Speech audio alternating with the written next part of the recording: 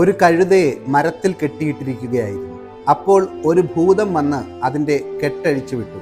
കഴുത നേരെ അടുത്തുള്ള പാടത്തേക്ക് പോയി അവിടുത്തെ കൃഷിയാകെ നശിപ്പിച്ചു. ഇത് കണ്ട് ദേഷ്യം വന്ന കർഷകന്റെ ഭാര്യ കഴുതയെ വെടിവെച്ചു കൊന്നു. കഴുതയുടെ ഉടമ ഇതിൽ പ്രകോപിതനായി കർഷകന്റെ ഭാര്യയെ വെടിവെച്ചു.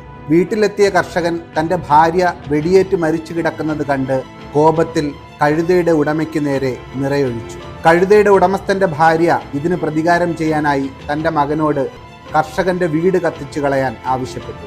കർഷകൻ അവിടെ ഉണ്ടെന്ന് കരുതി അവർ അയാളുടെ വീട് കത്തിച്ചെങ്കിലും അയാൾ അവിടെ ഉണ്ടായിരുന്നില്ല. തൻ്റെ വീട് പൂർണ്ണമായും കത്തിച്ചാമ്പലായത് കണ്ട കർഷകൻ കഴുതയുടെ ഉടമസ്ഥന്റെ ഭാര്യയെയും മകനെയും വെടിവെച്ചു കൊന്നു. പിന്നീട് പശ്ചാത്താപത്തിൽ മുങ്ങിയ കർഷകൻ ആ ഭൂതത്തോട് ചോദിച്ചു, എന്തുകൊണ്ടാണ് ഈ ദുരന്തമെല്ലാം സംഭവിച്ചത്? ഭൂതം മറുപടി പറഞ്ഞു, ഞാൻ ഒന്നും ചെയ്തില്ല, ഞാൻ ആകെ ആ കഴുതയെ കെട്ടഴിച്ചു വിടുക മാത്രമാണ് ചെയ്തത്. നിങ്ങളാണ് പരസ്പരം പ്രതികാരം ചെയ്തും പോരടിച്ചും നിങ്ങളുടെ ഉള്ളിലെ ഭൂതങ്ങളെ ഉണർത്തിവിട്ടത്. ഒരു ഭൂതവും നിങ്ങളെ തെറ്റു ചെയ്യാൻ നിർബന്ധിക്കുന്നില്ല. അത് നിങ്ങളുടെ ഉള്ളിലെ അഹങ്കാരത്തെ ഉണർത്തിവിടുക മാത്രമാണ് ചെയ്യുന്നത്.